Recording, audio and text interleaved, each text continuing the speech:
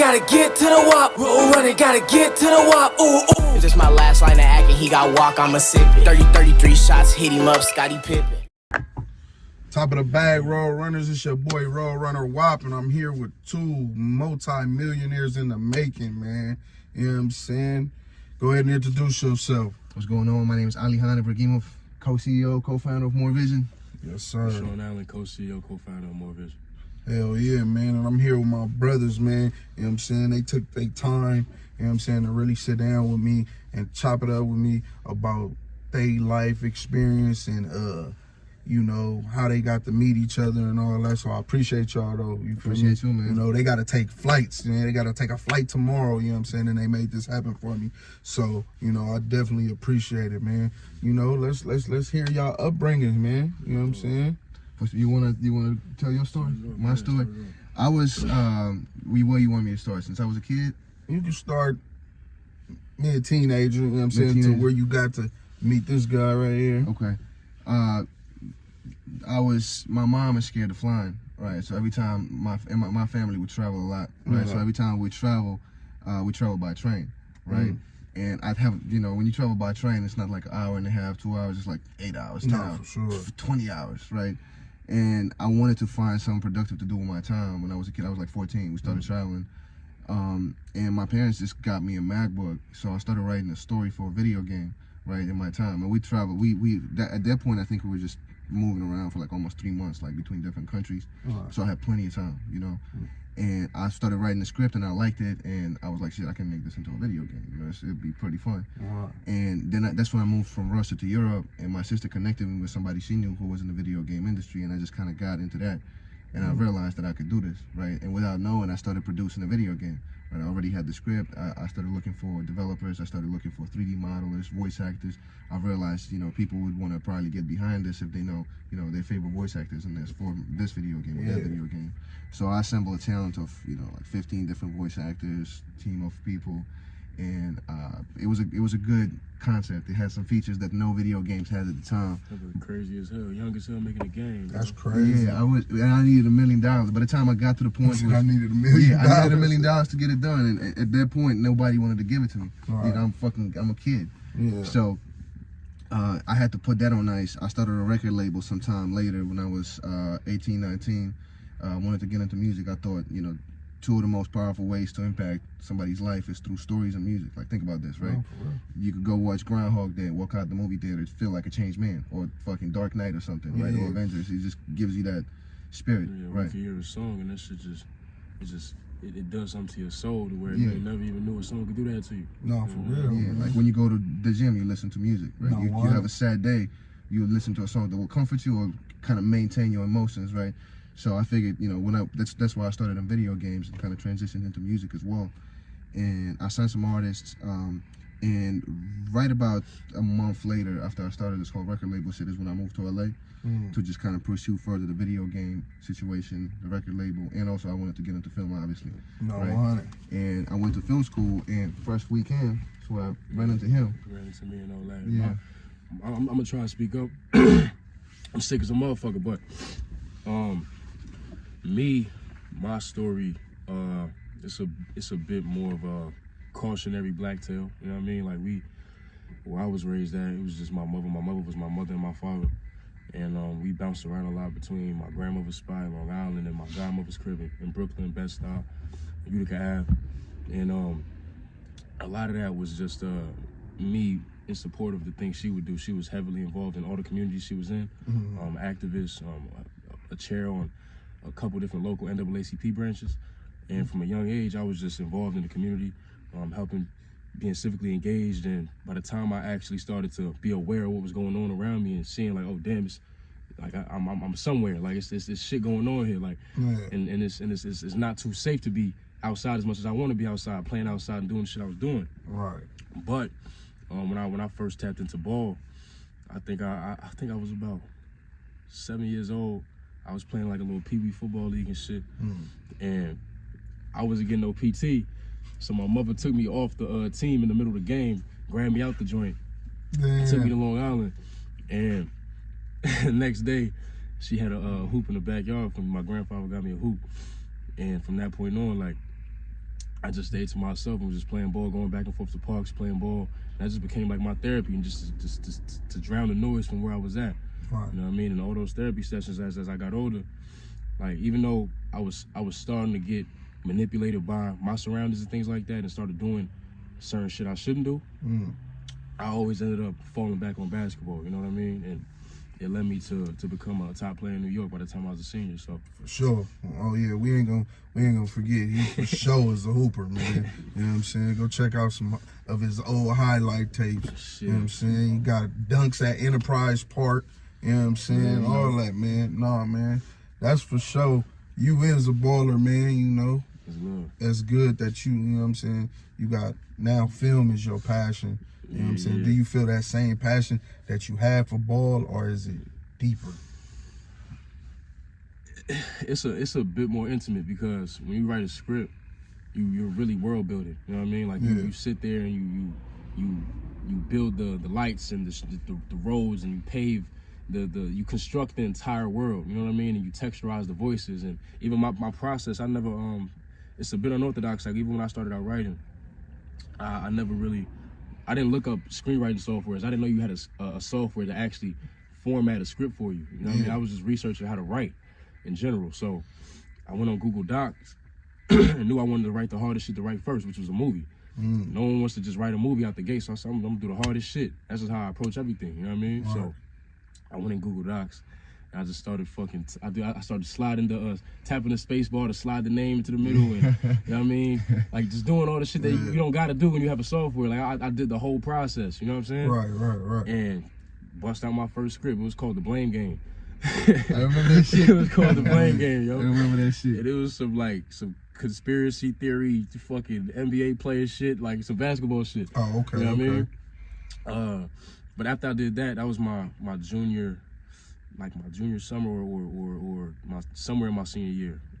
But after I did that, I started to look more into the process of becoming a screenwriter and getting interested in what it would be to be a student of the game and move to LA and see what's out there and go to film school. So when I did that, then I learned, oh shit, it's software for this shit. I could actually just plug words in and nigga, it'll do it for me. And then like, do it on me. And then that shit, but because I did it how I did it the other way, right? Now that I got a software, I was doing everything 10 times faster because I had already put myself through a process that niggas don't do. You know what I'm saying? That's hard. Yeah, you know when he wrote our film at first?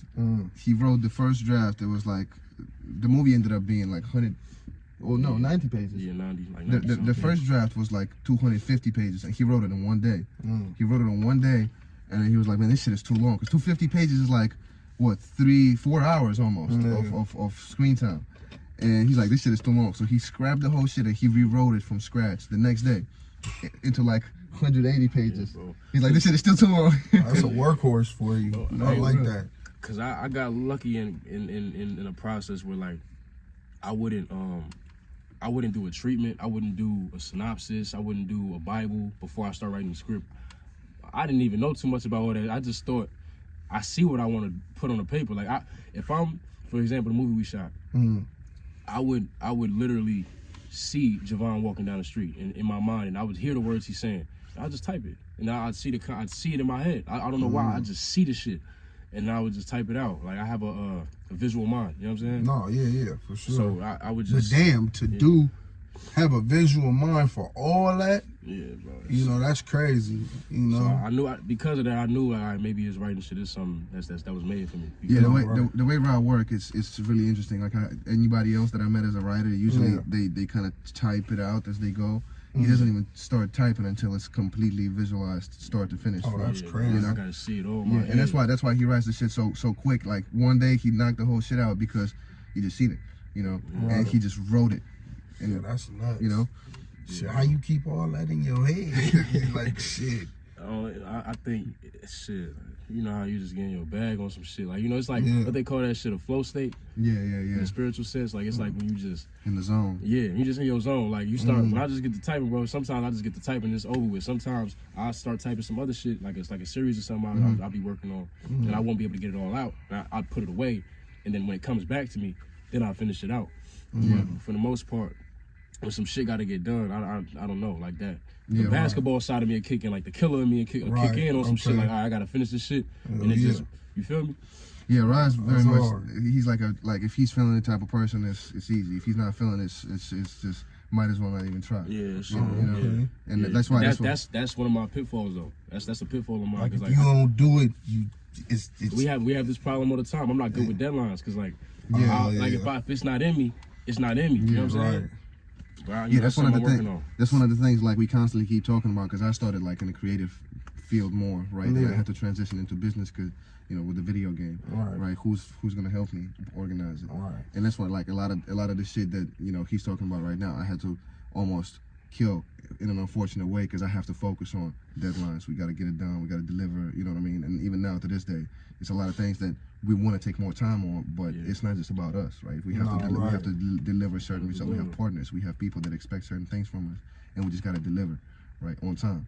Yeah. Otherwise, like we could sit on something for a long time, right? So this is how this kind of works in a balanced way, right? He takes his time when I try to, Okay, No, because it's like you think about it, man. You're German, right? No, I'm Russian. Russian. I was in Austria though, so that's okay. That's all. Okay, yeah. So you got a Russian and you got a kid from Maryland or New York. You know what I'm saying? Like to see y'all how y'all work when y'all was filming that movie, man. On me, like it gave a nigga some type of motivation, passion to continue to do what I'm doing, and keeping a relationship with you guys. You know what I'm saying? Bro, that's love. Nah, for real, man. Cause bro, when y'all told us y'all ages just coming to the hood, man. Y'all coming to a hood. Y'all don't know what can happen. Y'all learn some words that shouldn't have been said. You know what I'm saying? But we couldn't get mad at y'all because this is what y'all was hearing from us and learning. You know what I'm saying? But the fact that y'all came over there and turned our home into y'all home, you feel me? It speaks volumes on y'all character, man. Y'all show love, you feel me? Just a little scene I have in the movie, you know what I'm saying? I appreciate it, you know what I mean? I didn't even want to be in it, you feel me? I remember this one, man, get in it, fool. Like, I'm like, nah, it's cool, man. We need more people, you know what I'm saying? Y'all excitement, y'all love, y'all passion for it, you know what I'm saying? I salute y'all on that, man, you know what I'm saying? So seeing y'all two, from two opposite sides of the world come together, bro, you feel me, and become brothers, you know what I'm saying, to build, you know what I'm saying, multi-million-dollar companies together, bro. I salute y'all, man. For real, man. And I want y'all to keep on going, you know what I'm saying? When I seen that shit with the Forbes and shit, like, bro, I seen that in y'all when I was, in the field with y'all, like, you feel me? So to see people is recognizing y'all, that's dope to even feel that I'm a part of it. You know what I'm saying? You feel me? That's dope. More than a part of it, man. This shit. Y'all for sure family, man. Real talk. Real talk. We don't want you to ever think it's not that evil. Like even though niggas be busy. 100, man. Like, we love you to death, bro. No, you know for sure. And every single one of y'all that was a part of this shit, for real. Man, y'all still keep in contact with us too, you feel me? I'm gonna tell you this too, bro, because as much as we had the craziness to go there, we appreciate the hospitality. I told us to Waco. I think it was like the last day of the initial shoot that we had, and it was just me and him on the corner while he was directing the little scene where they walk up to the park, remember? Right? And it was in the Campanile Park. And I was talking to him. I was like, man, I appreciate the fact that as easy as you made it for us to be here, it could have been the complete opposite. No, for real. And he said to me, man, y'all motherfuckers came here and said you want to shoot some shit called bombs and hit it. I was like, oh, man, fuck. Yeah, that shit is so interesting how you just don't understand the context of things till you get somewhere and understand the culture. Yeah, no, for real. For real. In our mind, I'm sure you don't know this, like how we even got there. Oh yeah, I never talked about this. Yeah, how did y'all get there? So yeah, we was in film school. I had dropped out. We started a production team, garnered some interest and all that. We got an investment, and then I was working on this script. It was gonna be a short film, but then because I wanted to take it back to NY and do it the right way and, like, you know what I'm saying, bring the family in over there and all that, but then because we just knew we didn't want it to be Hollywood, you know what I'm saying? Right. We didn't want to shoot it nowhere in Hollywood. We didn't want it to be nothing that was shot in school. We wanted it to be some real shit. Like, It's something that stands out too, because like no disrespect to everybody that does this, but most of the time it's like a very standard lane that they do. Yeah. Right? Like it's this kind of film or that kind of film. Right. And we don't want to fall into that, what we doing. No, So when we came to the point of like, all right, we're gonna turn that play I wrote in high school into the film and adapt it.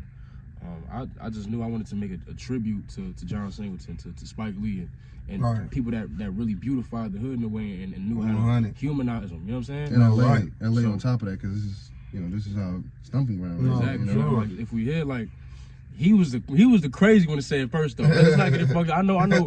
That's what I'm because I know a little bit more. Yeah. I ain't even really thinking like, yo, let's go to fucking Compton like in LA, ain't thinking like that. LA, when I think LA, it's Compton. Like all the favorite people from LA for me is from Compton. Kendrick, Dre, like I grew up on this shit. Like we hear them out talk. Y'all culture is how he learned English. You feel me? Yeah. Oh, that's what's saying. For real.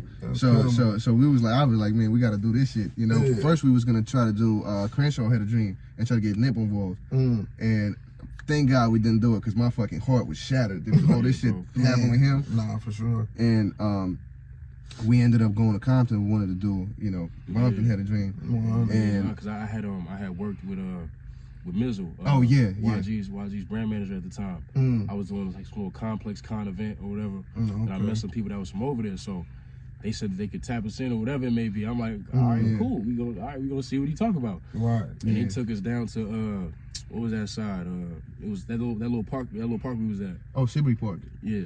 You took us right behind Centennial. Yeah. You know what I mean? So then from that point on, like, it was just about figuring out, all right, we know we want to do this shit here now. Like, we obviously, we see what's going on. We know we want to do this shit here, but we got to do it right. Because someone was just feeling a little weird about, like, how dude was moving that we was dealing with. Right. So we was like, all right, I remember, you know what I'm I just remembered, yeah. So we was like, all right, we got to make sure we just tap into the right folks. We can't be, you know what I'm saying? No, 100. So we went back up top, and then I think Ali, how'd you get in contact with him? Yeah, we started shooting at Centennial, and Twin, I don't know if you know Twin. Yeah. You know Twin? Yeah, he was over there. He was That's right. We went to Centennial to talk to the school, and when we was talking to the principal. Yeah. She called him in. He was sitting in the office. He was sitting in the office, and then we kept talking. We just kept in contact, and then I'm. Not even that. We was pitching the whole shit to the principal so we could shoot at the school, and Twin was just sitting there listening. Yeah. You know what I mean? That's right. And then we left out the meeting, and he kind of just tapped us like, yo, my nigga, like, if I want to do this, I gotta do it right. I gotta tap in. I'm like, we gotta holler at. He's like, I gotta holler at Wacko. Yeah, and then he said that, but we didn't get on the phone with him right away. We got on the phone with him. I think it was the first day of the shoot. Yeah, when we were shooting at the school. Yeah, at the school, the last scenes that you seen in the movie when they talking, his sister's giving a speech. Remember? And he stepped outside. He called me outside, and he was like, he just got Wacko on the phone. And that was the first thing he asked me. He's like, why Bompton? You know what I mean? Like, and I had a conversation with him. He pulled up. Then Rod came out. We all talked. He got us to his warehouse.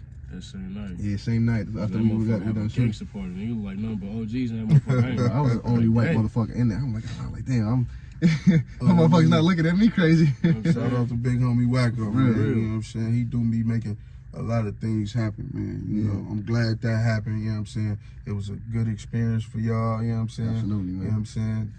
You know, at this point, it's like, what haven't y'all done? Y'all done walked man, we only getting trenches, been in, you know what I'm saying, the best of places, you know what I'm saying, traveling the world, you know what I'm saying? Y'all got the best of, you know what I'm saying, both worlds, you know what I'm saying? And y'all can walk with the best of both worlds, you know what I'm saying? Because y'all know how to carry yourself, and y'all totally respectful, you know what I'm saying? You know, and y'all do y'all job, man, you know, and the movie was a success. I finally seen it, man. You know what I'm saying?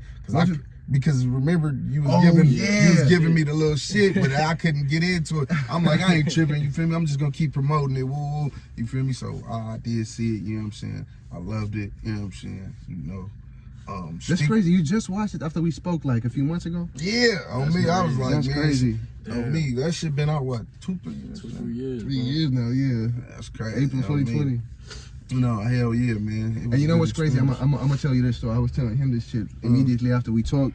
That like when was it? November, December. Yep. We we spoke and you said you talked about all this shit you're doing. No, yeah. And you Oh, like, yeah, man. It's crazy. You told me like y'all gotta start doing this too because people want to see this. No, and for real. you said to me, word for word, I always remember this shit. You said I used to think this shit is weird.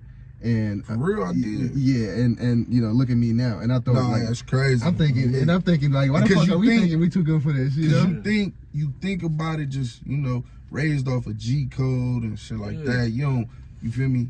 I automatically think like shit. If you allowing the world to be in your, you know, your circumference and the shit you got going on, you know what I'm saying? You being like, You're a part of that. you You're a part of know that what I'm world. saying? You're And a part of that You're world. taking yourself from You your feel- world and you integrating Right. into it. And- so it feels like you awkward. know- It's kind of like you crossing the street. you know to what I'm the saying? other But side. it's like, I'm not a Vlad, you feel me? Yeah. I'm not gonna, you know, ask them type of questions because I still am in the streets. I'm still, you know what I'm saying? I still have the morals, Yeah. you know what I'm saying? That better You not be feel for me? us. No, for sure. It shouldn't be. No, shit, right here, shit. But yeah, you know what I'm saying? It's like, you feel me? At first I was looking at it like that, you know what I'm saying? But now I don't, you feel me? Because it's like, I'm not gonna ask, you know, weird ass question. You know what I'm saying? You know, or police ass questions, Yeah. you know what I'm saying? Yeah. This is just really the people that don't have that's scared to take that leap in the hood. You know what I'm saying? This is for them niggas, you feel me? For them to see what goes on, like, you feel me? That, you know, the hood ain't just bad. You feel me? This is really what this is about. It's showing like, oh damn, it's a lot of people that die, you know, from that city and all that. But it's also good things that go on in that city, you know what I'm saying? Yeah. You know, rest in peace, Key Richards. Key always did, you know what I'm saying, shit to give back to kids, and he didn't even have a kid. You know what I'm saying? Backpack drives, food Yeah, all the time. giveaways, all that Real, type man. of shit. You know what I'm saying? You feel me? You know, Real, man. your We had a community lot- we had a fuck lot with of you shit. if We you had a lot of fuck shit with in store them. for him, man. We had a lot of shit. in Nah, store. man, for Yeah, sure. bro. He man. was a big part of what we did as well. That whole soundtrack album we did. No, 100. You feel me? It was because For of real. him. I remember when you was tapping in like, man, you think people will let us use their music? And hell yeah, you feel me? It was love, you feel me? Yeah, but he sparked that idea. Like hearing this song, Rod, Oh, man. when we was editing the film, Rod was like, "We got to throw this song in from this artist that I think West manages him."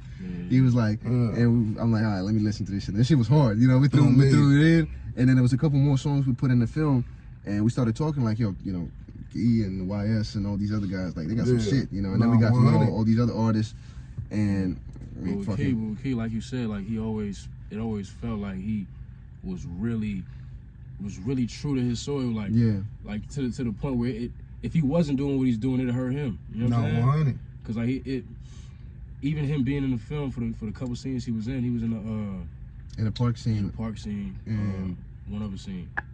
I think he was there for the little trap house scene. I don't remember. yeah.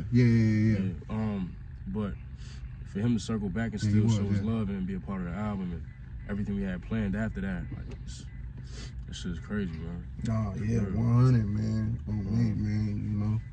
Everybody loved him, you know what I'm saying? You know, he showed love and he was a genuine person, you know. And he was my first ever interview. Yeah, I remember, You know what I'm saying? Yeah. You know, he believed in this shit. Like, That was the first one? That's my first ever interview, Damn. dog.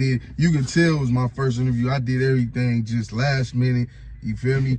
Seatbelts was off. You can hear the beep, beep, beep. Like, you feel me? Like, when I got my review, like, you know what I'm saying? It was like, it was dope. But next time, put your seatbelts on or buckle them up and shit like that. But me and bro was in a different space right then and there outside of the hood. Yeah. We was just really vibing and driving and just really chopping it up. Like, you feel me? He had so much that he was saying to me on and off camera. It just hurt me to see that he gone now. You feel me? Yeah, man. You know, because nigga, we was vibing out. We didn't even hear them seatbelts. We didn't even pay attention because we was just really just vibing. You know what I'm saying? You know? Oh, well, I'm gonna tune into that joint again. Yeah, for real, man. That's one of my favorite ones, for real. You know what I'm saying? See, he was ready. Like, no hesitations, bro. Pull up. Let's do it. Let's get it going. You know, I always appreciate him for that. You know, for real, man. That's a whole nother combo that, like, you know, I think should be put on display because like people don't talk about enough how we from what was it like 4 years ago now? For what? 3 or 4 years ago since we shot the movie. Yeah, 19 was when we shot it. Yeah. Since then, like even in that process, I remember Baby Black, Yeah, man. Tiny West, maybe all these brothers rest in peace. You know what I mean? 100. A lot of this shit needs to be discussed, bro. Like people don't understand what it's like to truly be in it. You know what I'm saying? That part. They don't, and it gets a certain what's the word, connotation when, you know, we go in there, we shoot a movie, and you see it in a certain light, but what's really going on is real. People really dying. You heard? Like people are really losing their life.